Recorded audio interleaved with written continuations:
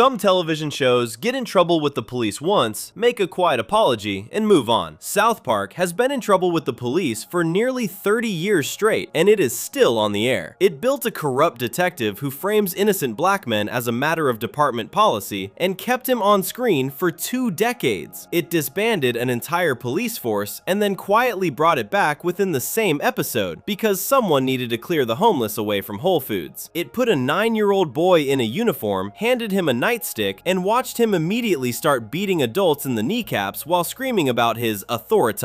It shot the only black child in a quarantine classroom and called it COVID-related. And through every tank, every racist sergeant, every undercover operation that spiraled into something no one planned, the town kept calling them back. Because no matter how loudly South Park said it did not need the police, it always did. That is one story. There are 9 more. Welcome to East Park. Let's get into it. Move along. Nothing to see here. Officer Barbrady and the birth of South Park's police. There is a specific kind of authority figure that small towns seem to produce. Not corrupt exactly, not cruel exactly, just deeply, almost cosmically unqualified for the job they have somehow ended up doing. The sort of person who shows up at the scene of something genuinely alarming, looks at it for a long moment, and then tells everyone around them that there is nothing to worry about and they should probably go home. The sort of person whose confidence in their own competence is the most dangerous thing about them, because it is entirely untethered from any actual competence whatsoever. South Park, the fictional Colorado mountain town at the center of one of the longest running animated series in television history, has one of these. His name is Officer Barbrady. He has been there since the very beginning, and understanding him properly is the only real way to understand everything the show ever wanted to say about the police. South Park premiered in August 1997. It arrived loud and chaotic and deliberately offensive, a show that seemed to want to provoke everyone at once, just to see what would happen. The early episodes were rough in a way that feels almost charming now, built on shock value and toilet humor and the novelty of animated children saying the kinds of things animated children were not supposed to say. Critics were not sure what to make of it. Parents were alarmed. Comedy Central, somewhat unexpectedly, had a genuine hit on their hands. But underneath all the noise, underneath the crude jokes and the deliberate provocation, there were characters being constructed with more care than the surface suggested. And one of those characters, introduced almost immediately, was the town's sole representative of law and order. Officer Barbrady appeared in the very first episode. He was not the focus. He was background essentially, a figure in a uniform standing at the edges of the chaos the boys were generating. But his presence established something important right away. South Park had a police officer. South Park had one police officer, and that officer was, by every observable measure, not very good at being a police officer. He spoke slowly. He understood things slowly, if he understood them at all. He arrived at scenes of disorder and did very little to bring order. He was kind in a vague and unfocused way, the way someone is kind when they have not quite grasped that the situation calls for something more than kindness. He was, in short, a parody, but the show was careful, even this early, about what exactly was being parodied. Barbrady was not corrupt. That distinction matters enormously, and it is worth sitting with for a moment. Corruption in police fiction usually means something specific. It means officers taking money, planting evidence, protecting criminal networks, using the badge as a license for personal enrichment. South Park would get to all of that eventually through other characters in other seasons. But Barbrady was never that. He was something different and in some ways more interesting. He was simply unequal to the task. He had been given a role that required a certain set of skills, and he did not have those skills, and nobody had ever particularly noticed or cared, because South Park was a small mountain town and things mostly sorted themselves out without him. The joke was not that the police were wicked. The joke in these early seasons was that the police were unnecessary and that the town had somehow failed to notice. Season 2, episode 3, titled Chicken Lover, is the episode that makes all of this explicit. Someone in South Park is committing a very unusual and very distressing series of crimes involving chickens. Barbrady is on the case. The problem is that the investigation requires reading, and Barbrady, as this episode reveals to the audience and to Barbrady himself, cannot read. He is illiterate. He has been the town's only police officer for years, apparently dealing with whatever situations arose through a combination of bluster and luck, and the entire time he has been unable to read a single word. When this becomes too much of an obstacle, he does the only sensible thing available to him. He resigns. What happens next is what the episode is really about. With Barbrady gone, South Park descends into complete chaos almost immediately. There are are no other officers. There is no backup system. There is no institutional structure waiting to fill the gap he left. The town, it turns out, has been running on one incompetent policeman and thin air. And without even that thin reed of authority, everything falls apart. Cars ignore traffic signals. Businesses stop following rules. People do whatever they want without consequence. The anarchy is immediate and total and played entirely for comedy, but the underlying point is real. Barbrady was not actually maintaining order because he was good at maintaining order. He was maintaining order because his presence, his uniform, his vague and bumbling authority created the impression that order was being maintained. The symbol was doing the work. The person wearing the symbol was incidental. This is one of the oldest arguments about policing in democratic societies, and South Park was making it in 1998, dressed up as a joke about chicken molestation. The authority of law enforcement, the show was suggesting, rests heavily on the perception of authority rather than the reality of competent enforcement. People follow rules partly because they believe someone is watching, and partly because the social contract requires it, but also partly because there is a man in a uniform standing somewhere nearby who represents the idea that there are consequences. When that man turns out to be Barbrady, the whole thing gets complicated. He does come back, eventually. He learns to read. He solves the chicken crimes. He is reinstated. South Park returns to its ordinary state of low-level disorder, and Barbrady goes back to standing at the edges of things, moving people along, telling everyone there is nothing to see here. The equilibrium is restored, but Chicken Lover had made something visible that the show would keep returning to across the decades that followed. The police in South Park were not the thin blue line standing between civilization and chaos. They were a story the town told itself. A comfortable, slightly absurd fiction that everyone agreed to maintain because the alternative was harder to live with. Barbrady was voiced by Trey Parker, one of the show's two creators, and the performance is specific in a way that rewards attention. He does not sound threatening. He does not sound corrupt or calculating. He sounds like a man who genuinely believes he is doing his best and has never had sufficient reason to suspect that his best is not very good. There is a warmth to him, a kind of dogged sincerity that makes him impossible to fully dislike, even as the show makes clear that he is not actually protecting anyone. Parker based the voice, according to commentary tracks released with the DVD sets, on a radio personality whose bombastic, confident delivery seemed to him inherently funny when applied to someone who had nothing real to back it up. The gap between the confidence and the competence was the joke. It was also something more than a joke. Through the first 6 seasons, Barbrady was the only officer in South Park. Not a precinct, not a department, one man in one uniform walking around one small town, and somehow this was considered sufficient. Season 7 introduced the Park County Police Force and Sergeant Harrison Yates, a character who would eventually take over the show's law enforcement storylines entirely. But in those first 6 seasons, the single officer arrangement was itself a running commentary. Small towns in America, particularly poor ones and rural ones, often have exactly this kind of underfunded, understaffed, undertrained local law enforcement. Not because anyone decided it was fine, because nobody ever got around to deciding it was a problem. Barbrady was the show's version of that reality, softened in the comedy, but not entirely disconnected from the truth. What made him endure as a character, even after the Park County Police Force arrived and took over the main action, was that particular combination of genuine harmlessness and institutional uselessness. He would show up in later seasons, diminished, increasingly a background figure, appearing occasionally at the edges of episodes that were now primarily about Yates and his department. In season 19, the show would do something genuinely moving with him, which will be covered when this analysis reaches that episode. But even in those later appearances, the original joke was still present. He was still a man in a uniform who had been given authority he was not equipped to exercise. He was still the symbol doing the work, while the person wearing the symbol mostly stood there. There is something almost melancholy about Barbrady when you trace his full arc through the show. He was never a villain. The show was careful about that. In a series that would eventually produce Sergeant Yates, a character who is explicitly and gleefully corrupt, Barbrady represents a different kind of failure, systemic rather than personal, structural rather than individual. He did not set out to fail the people of South Park. He showed up, he did what he thought a police officer was supposed to do, and the gap between that and what a police officer actually needs to do was enormous, and nobody ever filled it. The town worked around him. It always had. And when he was briefly gone, it discovered very quickly that working around him was something it had been doing all along, and that his presence had been mainly ceremonial. Parker and Stone were doing something sly with this from the beginning. They were not making a show about bad cops, at least not yet. They were were making a show about what happens when the concept of law enforcement is present, but the substance of it is not. Barbrady in his uniform, walking his rounds, telling people to move along, represented all of the ritual of policing with almost none of the function. And the town of South Park, because it was full of people who were themselves mostly incompetent in their own ways, had simply accepted this as normal. Nobody demanded better. Nobody questioned whether one man who could not read was an adequate safety net for an entire community. The arrangement had always been this way, and so it continued to be this way, and everyone got on with their lives. Later seasons of South Park would pursue the police satire much harder, much more directly, with explicit racial politics and corruption plot lines, and direct engagement with real-world events. The Jeffersons, Naughty Ninjas, the Pandemic Special, all of these episodes are sharper and more deliberately pointed than anything the Barbrady era produced. But they were building on something that Barbrady established. The show's foundational position on law enforcement was not that the police were monsters. It was that the police were a performance, and that the performance was being put on by people who were, in various ways, not up to the job. Corruption would come later. Racism would come later. The starting point was simpler and in some ways more corrosive. The starting point was incompetence elevated to institution. There is one more thing about Barbrady worth carrying forward. According to sources on his character history, he lived alone in a small apartment. He had a sick elderly dog who needed medication. He had framed photographs on his walls from a life that seemed larger and more connected than the one he was actually living. He was, in the private details the show scattered across various episodes, a lonely man who had found purpose in his uniform and who did not have much outside of it. The show never played this for full sentiment. It was always partially a joke. But it was also there, just underneath the surface, a portrait of someone who had needed to believe he was useful and had built his entire life around that belief. When the town eventually turned on him, when his usefulness was questioned in the most direct and public way, the show would find something in that worth treating seriously. But that comes later. In the beginning, he was just the officer, just the man in the uniform telling everyone to move along, just the symbol standing in for a system, and doing it with such complete and unquestioning sincerity that nobody ever thought to ask whether the system actually worked. Before we move on, if you're enjoying this analysis, please consider subscribing. It helps the channel tremendously. Barbrady gave South Park its starting position on law enforcement. Not wicked, just wonderfully unfit for purpose. A uniform doing the work while the man inside it mostly bumbled along. Next, the boys themselves pick up the badge, and what they find inside a real police department is considerably darker than anything Barbrady ever managed to hide. Section 2. Lil Crime Stoppers. When the boys became the badge. There is a particular kind of television that America produced in enormous quantities through the late 1990s and into the early 2000s. Police procedurals, crime dramas, shows built around detectives who were edgy or damaged or unorthodox in some specific and telegraphed way, but who always got their man in the end. CSI had premiered in 2000 and immediately become one of the most watched shows in the country. Law and Order had been running since 1990 and showed no signs of stopping. Lethal Weapon had spawned an entire generation of buddy cop storytelling, in which two mismatched officers of the law careened through urban chaos and somehow emerged with the criminals in handcuffs. The police procedural was not just a genre in 2003, it was the dominant television genre. It was what Americans turned on when they came home from work. It was the wallpaper of the culture, and it was wallpaper with a very specific pattern on it. The pattern said that law enforcement was fundamentally heroic, that the people inside it were damaged in interesting ways, but righteous in their core, that corruption existed at the edges, in the bad apples, in the rogue departments of cities that were themselves already coded as fallen and dangerous, but that the institution at the center held, that the system, despite everything, worked. CSI solved every case. Law and Order got its conviction. The buddy cop duo, however mismatched and however much chaos they generated on the way, brought the criminal in. The genre had been making this argument so consistently across so many shows and so many seasons that it had stopped feeling like an argument and had started feeling like a fact. This is what police do. This is how it goes. The case gets solved. The credits roll. South Park had been watching all of this from the beginning. Parker and Stone were not people who consumed culture passively. They consumed it analytically, and what they found in the police procedural genre was something worth pulling apart. Not just the individual shows, which were mostly well-made and genuinely entertaining on their own terms, but the cumulative effect of all of them running simultaneously, building the same world night after night, training an audience in a very particular and very flattering version of what law enforcement looked look like from the inside. South Park premiered in 1997 and had spent its first 6 seasons looking at everything around it and finding ways to make it ridiculous. By season 7, which began airing in March 2003, the show had developed a very clear method. Pick a genre, pick a set of cultural assumptions embedded in that genre, and then push them until they collapse under their own weight. The Iraq War, celebrity culture, pharmaceutical advertising, media hysteria, environmental politics, all of it went through the machine and came out the other side as something simultaneously funny and a little uncomfortable. The police procedural was overdue for the treatment. In April 2003, the show gave it exactly that. Lil Crime Stoppers aired on April 23, 2003. It is the 6th episode of the 7th season. On its surface, it is a fairly simple premise. Stan, Kyle, Cartman, and Kenny decide to play junior detectives, wandering around the neighborhood charging $1 to solve minor disputes and petty mysteries. Their first case involves an elderly couple who cannot find a pie that had been sitting on their windowsill. The boys examine the scene with great seriousness, take in the available evidence, and arrive at a theory of the crime that involves the husband planning a brutal murder to obtain the pie, only to be thwarted by the family dog eating it first. They present this theory to the couple with complete confidence. The couple stares at them. The pie was eaten by the dog. The case is closed. This is the show in its most comfortable mode. Children applying adult seriousness to completely trivial situations and getting everything wrong while remaining entirely convinced of their own competence. The joke would be familiar to anyone who had watched the show for even a few episodes, but Lil Crime Stoppers takes this setup and then does something unexpected with it. Midway through the episode, after the boys successfully recover a little girl's stolen doll through a combination of luck and blundering aggression, the Park County Police Department becomes aware of their work. Lieutenant Dawson, the department's head detective, calls them in, officially deputizes them as junior officers, and immediately assigns them to break up a meth lab on the outskirts of town. And at this precise moment, the episode changes completely, because up until that point, Lil Crime Stoppers is a gentle parody of children pretending to be something they are not. After that point, it becomes something considerably darker. The meth lab assignment is not a joke. The lab is real, it is operational, and the people inside it are armed. When the boys arrive and Stan knocks on the door and calls out that they are police and could whoever is inside please open up, the occupants do not open up. They open fire. What follows is an extended sequence that borrows its visual language and its pacing directly from the police procedural genre that dominated television in 2003. Slow motion, dramatic music, characters diving for cover, shootouts conducted with the aesthetic grammar of a serious adult crime drama. Except the boys are 9 years old. Except they are firing finger guns and yelling bang bang while real bullets fly over their heads. Except every single criminal in the meth lab manages to shoot themselves or each other, and the boys emerge completely unharmed. The sequence is doing something precise in how it is constructed. It is not simply putting children in an adult situation for the shock of the contrast. The visual grammar of the shootout is genuinely borrowed from the procedural genre. The slow motion is the same slow motion. The dramatic score underneath it is the same kind of score. The camera angles, the way the episode frames the boys taking cover and returning fire, all of it is assembled from the vocabulary of the shows it is parodying. Parker and Stone were not winking at the audience and saying, "Look how silly this is." They were reproducing the genre conventions faithfully enough that the reproduction could be mistaken for the real thing, and then revealing through the content what the conventions had been covering up all along. The conventions worked. The drama was real. The boys were 9. And the criminals all managed to die without any of the junior officers doing anything particularly meaningful to cause it. That last detail is important. The meth lab sequence ends not because the boys are good at being police. It ends because the criminals are bad at being criminals. The boys survive because the people shooting at them are incompetent, not because the boys are capable. The genre usually inverts this. The detective's competence is what resolves the situation. Here, the situation resolves despite the detectives, and the episode moves on without drawing attention to the distinction, which is itself the joke. The police procedural genre had always been somewhat vague about how much of the resolution came from the detective's skill and how much came from the criminal's eventual failure to sustain their own enterprise. South Park made that vagueness visible by removing the detective's skill from the equation entirely and showing that the outcome was basically the same. Lieutenant Dawson is furious at their methods. He calls them reckless. He talks about the property damage, the multiple casualties, the complete disregard for procedure. He threatens to take away their badges if they cause any more chaos. This is another completely recognizable piece of police procedural television. The frustrated superior officer who can cannot decide whether the loose cannon detectives' results justified the destruction they leave behind. Parker and Stone had watched enough CSI and Law & Order to know exactly how this scene was supposed to go, and they rebuilt it around 4 elementary school children who had no idea they were in any danger whatsoever. But the episode has another gear. After the meth lab disaster, some of the other detectives in the department take the boys aside. The boys are informed, matter-of-factly, that a large portion of the Park County police force is corrupt. Officers Murphy and Jenkins, 2 of the department's own detectives, are on the payroll of Gino, the leader of Colorado's largest drug cartel. The cartel runs the meth lab the boys just inadvertently destroyed. Murphy and Jenkins collect 50% of Gino's profits in exchange for looking the other way. This is not a secret within the department. The other detectives know about it, everyone knows about it, and nobody is doing anything about it because this is simply how things work inside this particular police force. The boys absorb this information and respond with almost no reaction at all. They do not seem particularly alarmed. They do not seem outraged. They file it away alongside everything else they have learned about being junior detectives, which is that real police work is nothing like the stories that police work generates about itself, and that the gap between the two is where most of the actually interesting activity happens. Parker and Stone were not particularly subtle about what they were doing here. The police procedural genre they were suggesting was a very specific and very deliberate piece of mythology. It took the institution of law enforcement and rebuilt it as entertainment, and in doing so, it cleaned the institution up considerably. It replaced corruption with the occasional bad apple. It replaced systemic failure with individual redemption arcs. It replaced incompetence with unorthodox genius. And it played this version of policing on television every night for decades until it became, for many viewers, the primary way they thought about what police actually did. The boys are sent next to a strip club. The strip club is owned by Gino and functions as the operations center for his drug cartel. This is where the episode's central confrontation will happen. The boys arrive at the Peppermint Hippo, which is a real strip club name that Parker and Stone borrowed for the episode, and they take up positions inside while around them adult women perform their jobs, and an elderly stripper wanders the floor asking if anyone wants a lap dance. The DJ makes occasional remarks about the gunfire that begins shortly after the boys arrive, interrupting his introductions of the dancers to note that the bullets really are getting quite close, and then returning to the microphone. Nobody in the strip club seems particularly surprised that a shootout is happening. It is the kind of establishment where this apparently occurs. The indifference of everyone inside the Peppermint Hippo to the developing gunfight is its own quiet argument. The DJ keeps working, the dancers keep dancing, the elderly woman keeps circulating the floor. The violence happening around them is not alarming enough to interrupt the normal operations of the business. And the reason for this, the episode implies without stating it, is that violence of this kind is not unfamiliar in this particular environment. The strip club exists in a neighborhood and an ecosystem where gunfire near a drug cartel's base of operations is not a shocking departure from the expected. The police procedural genre almost never examined what the world looked like to the people who lived inside the environments its detectives swept through. South Park, by keeping the camera on the DJ cheerfully announcing the next dancer while bullets cross the room behind him, was gesturing at that unexamined world without making a speech about it. Murphy and Jenkins arrive alongside a third officer named Hopkins who is not corrupt. Hopkins is the good cop in the genre vocabulary the episode is using. He argues for the boys, defends their methods when others mock them, and represents the version of policing that the procedural genre insists is its core. He is shot in the arm by Jenkins almost immediately. That is what happens to the good cop. Jenkins and Murphy turn on Gino and kill him. More money for them. Then Murphy kills Jenkins. Even more money. Then Murphy announces that he is the only person he cannot fully trust and shoots himself. The corrupt police force has disposed of itself entirely, not through investigation or accountability or any external force applying pressure, through its own greed eating itself alive from the inside. Lieutenant Dawson arrives outside and yells at the boys for their methods. Then he promotes them. He states that he will probably regret this. He does not appear to register that 2 of his own detectives just murdered a drug kingpin and each other in a strip club. This is not a detail that the episode pauses to examine. It simply happens and the plot moves on, which is itself the point. The corruption inside the Park County Police Force is not an aberration requiring investigation and response. It is the furniture. It is the background against which everything else occurs. Lieutenant Dawson's fury at the boys' unorthodox methods and his complete indifference to the institutional corruption operating within his own department are not contradictions. They are the same instinct. The outrage is directed outward at the disruption of procedure. The silence is directed inward at the thing that procedure is protecting. expecting. The boys, having seen all of this, make a sensible decision. They hand in their badges. They go back to Cartman's basement. They start playing laundromat. There is something worth sitting with in that ending. The boys are 9 years old. They played at being detectives because it seemed like it might be interesting, the way that playing at being anything seems interesting when you are 9. What they found, once they were inside it, was a machine that was impressive from the outside and broken on the inside. And that generated enormous drama about the breaking down of criminals, while the breaking down of itself went largely unacknowledged. They were not disillusioned in any dramatic way. The show does not play it as a loss of innocence. They simply looked at the institution clearly, decided it was not for them, and went back to something more honest and less complicated. The laundromat detail is worth one more moment of attention before moving on. A laundromat is a very specific thing to go back to. It is a business that does exactly what it says it does. Clothes go in dirty, clothes come out clean. The transaction is transparent and the outcome is verifiable. And nobody inside the laundromat is on the payroll of a drug cartel or looking the other way while a meth operation runs 3 blocks away. The boys choose the laundromat because it is the opposite of everything the police department turned out to be. Small, honest, unglamorous, accountable in the most basic possible sense. The pretend laundromat in Cartman's basement has more institutional integrity than the Park County Police Force. South Park said this without saying it, which is the show working at its most precise. Parker and Stone were doing something that would become more and more central to the show's police satire as the years went on. Lil Crime Stoppers was not primarily interested in bad individual officers. Murphy and Jenkins are bad individual officers, but they are also almost incidental. What the episode was interested in was the structure surrounding them. A department where corruption is known and tolerated. A supervisory culture where the wrong things get the most attention. A genre of popular entertainment that had spent years telling the public that the police were fundamentally heroic and that bad cops were exceptions who would eventually be weeded out by the system. South Park, which had grown up watching the same crime dramas as everyone else, had a different reading. The exceptions it was suggesting were not the bad cops. The exceptions were the Hopkinses, the ones who got shot in the arm before the story was finished. The episode aired 5 weeks into the invasion of Iraq, during a season that Parker and Stone themselves described as being defined by that war. It was a season about what American institutions look like when you examine them honestly, rather than through the flattering lens of their own self-presentation. The military, the political system, the media, all of it went under the microscope in season 7. Lil Crime Stoppers fit that project exactly. The police procedural had been telling America a particular story about its law enforcement institutions for years. The boys walked inside that story for one episode, found something considerably messier than the story acknowledged, and then went home. Lieutenant Dawson probably did regret the promotions. The episode never follows up on this. It does not need to. The boys are already in the basement, running a pretend laundromat, which at least has the virtue of being exactly what it claims to be. Before we move on, if you're enjoying this analysis, please consider subscribing. It helps the channel tremendously. Lil Crime Stoppers took the police procedural apart piece by piece and found corruption holding the whole thing together. A joke delivered without much commentary because none was needed. What comes next is considerably less playful. A 2004 episode that introduced Sergeant Yates in full and made the racism inside the Park County Police Force the entire point. Section 3. The Jeffersons. Framing the wealthy and black. April 2004 was a complicated month to be thinking about Michael Jackson. The Santa Barbara County Grand Jury had just handed down a formal indictment against him, 10 criminal counts in total, including child molestation and conspiracy charges. The media coverage was extraordinary. It had been extraordinary since November 2003, when the Santa Barbara Sheriff's Department arrested him and walked him publicly into their offices to be booked. Reporters had compared the atmosphere to the O.J. Simpson case a decade earlier. There were cameras everywhere. There were protesters outside the courthouse. There was speculation and commentary, and a general sense that something very large and very strange was playing out in public, and that nobody was entirely sure what it meant. Into this particular cultural moment, on April 21st, 2004, South Park broadcast an episode called The Jeffersons. The episode is the 6th of season 8. A new family has moved into the old Donovan house at the edge of South Park. A small boy named Blanket answers the door when the boys come to investigate. His father appears shortly after. His father is a pale, thin, eccentric man-child wearing a fake mustache, dressed in elaborate clothes, with a face that has clearly been through a significant amount of surgical alteration. He introduces himself as Mr. Jefferson. He is obviously unmistakably Michael Jackson, and the episode never once says so out loud. Nobody in South Park recognizes him. Everyone takes him at his word. He is simply Mr. Jefferson, the new neighbor. And if there is something familiar about him that nobody can quite place, the show is content to let that sit there unacknowledged. This was a specific creative decision, and it matters. By keeping the fiction intact, by insisting that the character is Mr. Martin Jefferson and not the most famous entertainer in the world, Parker and Stone were doing two things at once. They were making a joke about how celebrity disguise works, the idea that fame is so disorienting that a fake mustache genuinely functions as a mask, but they were also protecting something in the character from the full weight of the public's existing judgments. Mr. Jefferson could be examined on his own terms, as a person, before the audience had decided what they thought about him. The episode could be about something more than the celebrity gossip cycle it was embedded in. The storyline with the children is what most people remember about the Jeffersons. Mr. Jefferson has an enormous house full of toys, arcade games, amusement rides, a private zoo, and a wishing tree in the garden that he climbs and sings from. He invites the boys inside and immediately becomes fascinated by them, wanting to play with them rather than Blanket, dragging them into his games, treating them as the playmates he never had. Cartman is completely enchanted and devotes himself entirely to competing for Jefferson's affection. Kyle and Stan begin to notice that Blanket is being neglected, that his father's need for a childhood of his own is swallowing the childhood Blanket actually needs right now. Jefferson dangles Blanket from a second-floor balcony at one point, playing a game that goes wrong in a way that mirrors a real incident that had caused public outrage in 2002, when Jackson held an infant from a hotel balcony in Berlin. He mistakes Kenny for Blanket later in the episode, throws him enthusiastically into the ceiling, and kills him. He has sleepovers with all the boys in his bed that the adults of South Park find alarming when they discover them. He is presented as genuinely, wholly committed to the idea of being a child again, to the point where his own son barely exists to him as anything other than a prop in his fantasy. South Park did not treat Jefferson's behavior as monstrous. That is the unusual thing. The show presented it as sad, as genuinely pitiable, as the behavior of someone who had been so thoroughly robbed of a normal childhood that he now could not stop trying to reconstruct one, regardless of the cost. There is a reading of the episode that is entirely sympathetic to Jefferson as a person, while remaining clear-eyed about the damage his obsession causes to the people around him. The show held both of those things at the same time, which was considerably more complicated than most of the coverage of Michael Jackson in 2004 was managing to be. But the episode was never just about Jefferson. Running parallel to the Jefferson storyline, in a way that eventually becomes the episode's real subject, is the Park County Police Force. Sergeant Harrison Yates first appeared in Season 7 in Little Crime Stoppers, briefly and without much definition. The Jeffersons is the episode that establishes who he really is. At the Park County Police Station, Yates receives a report from his partner, Detective Murphy. The report states that a man named Jefferson has moved into South Park. The report also states that Jefferson is wealthy and black. That is sufficient. Yates and the entire department immediately mobilize to find a crime they can frame Jefferson for, not to investigate whether a crime has been committed, not to respond to any complaint or disturbance, simply to take a wealthy black man who has come into their jurisdiction and construct a criminal case around him from nothing. The episode is quite specific about how this works. The police plant cocaine in Jefferson's house. They plant physical evidence. They reach out to the Santa Barbara Police Department to coordinate molestation charges that have apparently already been prepared elsewhere. Yates explains, while discussing the case with Murphy, that this is simply what they do. Rich black men who come into their jurisdiction get framed. It is the department's standard practice. It has always been the standard practice. Yates is not ashamed of this. He is not conflicted about it. He describes it as police work. Good police work, in fact. This is what the job is. There is one moment in the episode where the machinery comes close to breaking down. The police, having prepared their case and moved to make their arrest, get their first clear look at Jefferson and hesitate. He does not, at that moment, look particularly black. The plastic surgery, the pale complexion, the overall effect of his altered appearance creates a moment of genuine uncertainty in Yates. He is horrified at the thought of framing an innocent man. He says so explicitly. But the horror is not at the framing itself. The horror is at the possibility of framing someone who is not black. The moral line Yates has drawn for himself is not between framing people and not framing people. It is between framing the right people and framing the wrong ones. He nearly has a breakdown over the prospect of falsely arresting a rich white person. The idea of falsely arresting a rich black person does not give him a moment's pause. This is the episode's sharpest move, and it is worth sitting with because South Park was making it in 2004, in the middle of a period when discussions of racial bias in law enforcement were present in American culture but had not yet reached the pitch they would later attain. The show was not making a delicate observation, it was making a very blunt one. The police force in South Park does not frame wealthy black men because individual officers are prejudiced as individuals individuals in ways that can be corrected through training or oversight. It frames wealthy black men as a matter of institutional policy, as standard operating procedure, as the thing the department exists to do. Yates is not a rogue officer acting outside the rules. He is the system, operating exactly as designed. The line about O.J. Simpson is the most direct the episode gets. Yates and Murphy, in discussing their methods, refer casually to what happened with one previous case, a rich black man. They had worked on him for years, built a case from nothing the way they always do, arranged testimony, gathered planted evidence, the whole apparatus, and then it fell apart in court because one person said the wrong word and the jury acquitted. Sources within the episode's dialogue make clear this is a reference to the O.J. Simpson trial of 1995, and Yates's frustration about it. The framing of the reference is everything. The police in South Park do not feel that they failed to convict a guilty man in that case. They feel that they failed to convict the right kind of man. Their grief is institutional. Their anger is procedural. The outcome offended them not because justice was obstructed, but because their practice was interrupted. Yates eventually goes home, deeply troubled. He is considering leaving the force. He sits with his wife Maggie and tells her that he does not know if he can keep doing this. His wife talks him back from the edge. She tells him that framing wealthy black people is in his blood, that it is who he is, that the force needs him. Yates is persuaded. He returns to the station. He gets back to work. The episode resolves through Kyle, who delivers a speech to Jefferson near the end. Kyle acknowledges that the charges against him might be manufactured, acknowledges that the police might genuinely spend their time framing people for crimes they did not commit, grants all of it, and then says none of that excuses Jefferson from the responsibility of being a father to Blanket. The private grief of a man who lost his childhood does not release him from the obligation to protect his sons. Jefferson hears this. He understands it. He agrees to give away his wealth and try to give Blanket a real life. Yates, informed of this development, immediately drops all charges. There is, he explains, no point in putting another poor black man in jail. The episode ends with the police walking away, satisfied. Jefferson has been managed. He is no longer a target because he is no longer wealthy. The system has not been reformed or confronted or in any way changed. It has simply moved on to the next case, which presumably involves another wealthy black man somewhere in Park County who has not yet been introduced to the full scope of Harrison Yates' policing philosophy. What the Jeffersons was doing, underneath all its layers, was something South Park did not always do carefully. It was making a distinction